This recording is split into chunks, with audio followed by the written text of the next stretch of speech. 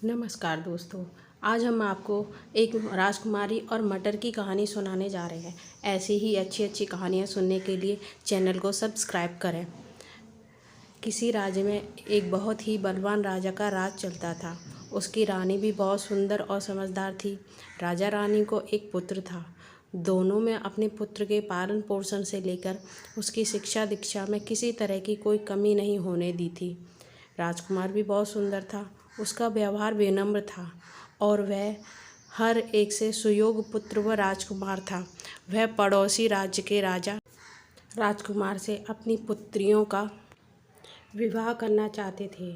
उन्होंने राजा रानी के पास विवाह के लिए प्रस्ताव भी भेजे थे। वहीं राजा रानी चाहते थे कि उनके राजकुमार का विवाह किसी सुंदर, समझदार और संवेदनशील जैसी राजकुमारी से ही हो, जो हर तरह से उनके पुत्र के लिए योग्य हो। राजा ने अपने राजकुमार को उन राज्यों में भेजा जहाँ से उनके लिए विवाह के लिए प्रस्ताव आए थे। राजा चाहते थे कि राजकुमार खुद उन राजकुमारियों से मिले, उन्हें समझे और पर कुछ कमी थी। वह अपने राज्य वापस आ गया। वह उदास था। उसे लगा था कि उसके भाग में शायद पत्नी सुख लिखा ही नहीं है। इसलिए इस ओर से ध्यान हटा वह राज्य के कार्यों में लग गया। कुछ माह बाद एक शाम राजमहल के द्वार पर किसी ने दस्तक दी।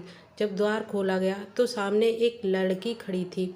उस समय घनघोर बरसात हो रही थी और उस लड़की की पोशाक भीगी हुई थी, बाल बिखरे हुए थे, जूतों में पानी भरा हुआ था और वह पूरी तरह से अस्त व्यस्त लग रही थी।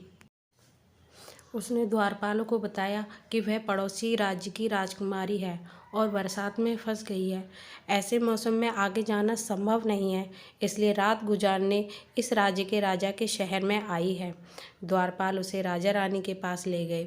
उसकी दशा देख किसी को विश्वास नहीं हो रहा था कि वह राजकुमारी है। रानी के उसकी परीक्षा लेने की सोची ताकि पता चल सके कि वह सही मायने में राजकुमारी है या नहीं। उसके सोने का प्रबंध जहाँ किया गया, उस पलंग में 20 मुलायम गद्दे बिछाए गए। फिर उसके ऊपर रेशम की चादर बिछाई गई। लेकिन रानी ने उन गद्दों के नीचे मटर का एक दाना रखवा दिया। राजकुमारी को उस बिस्तर पर सोने को कहा गया। अगले दिन रानी बेसब्री से राजकुमारी के शयन कक्ष से बाहर आने का इंतजार कर रही थी। राजकुमारी जब अपने शयन कक्ष से बाहर आई और रानी के पास गई तो रानी ने पूछा, तुम्हें रात में नींद तो अच्छी आई ना? राजकुमारी बोली, नहीं, मैं एक क्षण के लिए भी सो नहीं पाई, क्योंकि उस बिस्तर पर कुछ था जो मुझे चुभ रहा था।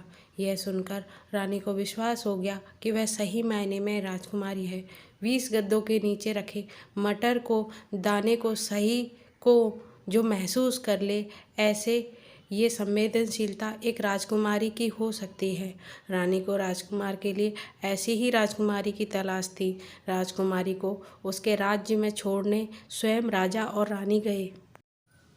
वहाँ के राजा के सामने उन्होंने अपने पुत्र के साथ राजकुमारी के विवाह का प्रस्ताव रखा, जिसे राजा ने स्वीकार कर लिया। कुछ दिनों बाद राजकुमार और राजकुमारी का विवाह हो गया और दोनों खुशी खुशी रहने लगे।